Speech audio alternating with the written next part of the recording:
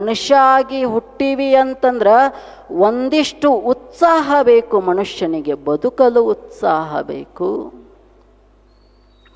ಒಂದು ಪುಟ್ಟ ಹಳ್ಳಿ ಇತ್ತು, ಈಗಲ್ಲ, ಸ್ವತಂತ್ರ ಪೂರ್ವದಲ್ಲಿ.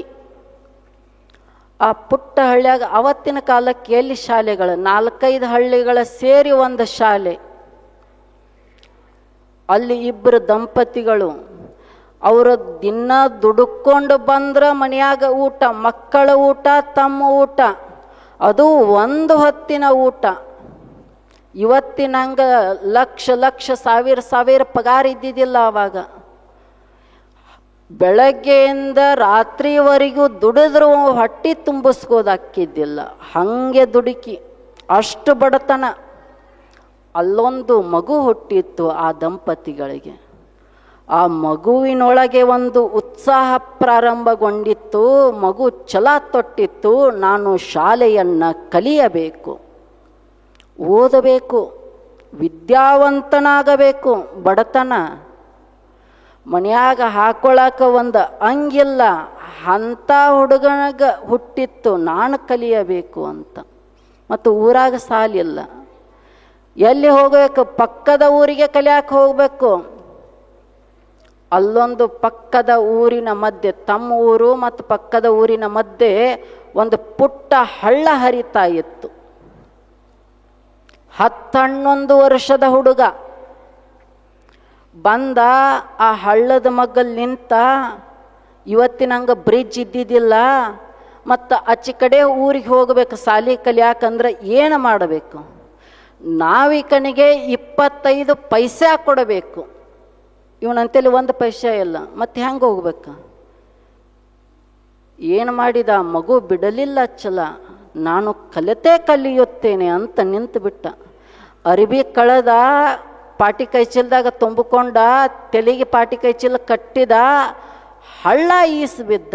10-11 ವರ್ಷದ ಹುಡುಗ ಈಸ್ಗೋತ ಹೋಗಿ ದಡ ತಲುಪಿ ಸಾಲಿಗೆ ಹೋದ. ಸಾಲಿಗೆ ಕಲಿತು ಮತ್ತೆ ಬಂದ, ಮತ್ತೆ ಈಸ್ ಹೊಡೆದು ದಂಡಿಗೆ ಬಂದ. 1 ದಿನ ಅಲ್ಲಿ 2 ದಿನ ಅಲ್ಲ, 7-8 ವರ್ಷ ಶಾಲೆ ಕಲಿತ. ಹಿಂಗೆ ಮಾಡಿ ಕಲಿತ ಮತ್ತು ನಮ್ಮ ಮಕ್ಕಳು ಕಲಿತಾ ಗೊತ್ತೈತೇನ್ರಿ? ಸ್ಕೂಲ್ ವ್ಯಾನ್ ಮನೆ ಮುಂದೆ ಬಾಗಿಲಿಗೆ ಬಂದು ನಿಂತಿರ್ತತಿ, ಹಾರ್ನ ಹಾಕತಿರ್ತತಿ, ಇವು ಹಾಸಿಗೆಯಾಗ ಬಿದ್ದಿರ್ತಾನ. ಅವು ಎಬಸ್ಬೇಕ. ಬಸ್ ಬಂದತಿ ಎಳ್ಳು ಅಂತ ಎಬಸ್ಬೇಕು. ಆಕೆ ತಂದ ಬಚ್ಚಲ್ದಾಗ ನಿಂದರ್ಸಿ ಜಳಕ ಮಾಡಿಸ್ಬೇಕು. ಅಂಗಿ ಹಾಕೋದು, ಪಾಟಿಕೆ ಚೀಲ ಹಾಕೋದು, ಮತ್ತು ಬುತ್ತಿ ಬ್ಯಾಗ ಕೊಟ್ಟು ಕೈಯಾಗ ಕೊಟ್ಟು ಬಸ್ ಬಂದತಿ ಹತ್ತೋಗ ಅಂದ ತಕ್ಷಣ ನಾವು ಚಾಲು ಮಾಡ್ತಾನೆ. ಯಾಕೋ ಇವತ್ತು ಹೊಟ್ಟೆ ನುಸಾಕತ್ತತ್ಯ, ಯಾಕೋ ಇವತ್ತು ತಲೆ ನುಸಾಕತ್ತತ್ಯ. ಇದೇನು ಉತ್ಸಾಹ? ಏನು ಎಂಥ ಉತ್ಸಾಹ ಮಗುವಿನಲ್ಲಿ! ಕಲಿಯಬೇಕೆನ್ನುವ ಉತ್ಸಾಹ. ಕಲಿತು ಬಿಟ್ಟ, ಚೆನ್ನಾಗಿ ಕಲಿತು ಬಿಟ್ಟ. ಹೆಂಗೆ ಕಲಿತ ಅಂತಂದ್ರೆ ಇಡೀ ಜಗತ್ತೇ ಅವನತ್ತ ತಿರುಗಿ ನೋಡುವಂತೆ ಕಲಿತು ಬಿಟ್ಟ. ಭಾರತ ದೇಶ ಕಂಡ ಅತಿ ಶ್ರೇಷ್ಠ ಪ್ರಧಾನಿಗಳಲ್ಲಿ ಒಬ್ಬನೆನಿಸಿಕೊಂಡು ಬಿಟ್ಟ. ಈ ದೇಶ ಕಂಡ 2ನೇ ಶ್ರೇಷ್ಠ ಪ್ರಧಾನಿ ಲಾಲ್ ಬಹದ್ದೂರ್ ಶಾಸ್ತ್ರೀಜಿಯಾಗಿ ಬಿಟ್ಟರು. ಲಾಲ್ ಬಹದ್ದೂರ್ ಶಾಸ್ತ್ರೀಜಿ ಹೆಂಗಿದ್ದರು? ಲಾಲ್ ಬಹದ್ದೂರ್ ಶಾಸ್ತ್ರಿ ಅವರು ಬಡತನವನ್ನ ಮರೆಯಲಿಲ್ಲ, ಆಸೆಯ ಹಿಂದೆ ಬೀಳಲಿಲ್ಲ, ಗಳಿಸಬೇಕಂತ ಅಂದುಕೊಳ್ಳಲಿಲ್ಲ. ಬರಿಗಾಲಲ್ಲೇ ನಡೆದು ತಮ್ಮ ಆಫೀಸ್ಗೆ ಹೋಗ್ತಿದ್ರು, ಪ್ರಧಾನಿಯ ಕಚೇರಿಗೆ ಹೋಗುತ್ತಿದ್ರು. ಗಳಿಕೆಯ ಹುಚ್ಚು ಒಳಗಡೆ ಇರಲಿಲ್ಲ, ಬಡತನವನ್ನು ಮರೆತಿರಲಿಲ್ಲ.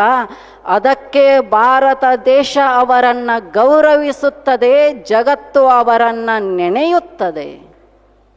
ಒಂದಿಷ್ಟು ಮನುಷ್ಯನಿಗೆ ಉತ್ಸಾಹ ಬೇಕಲ್ಲ? ನಾನು ಮಾಡುತ್ತೇನೆ ಎನ್ನುವ ಉತ್ಸಾಹ ಮನದೊಳಗೆ ಇರಬೇಕು.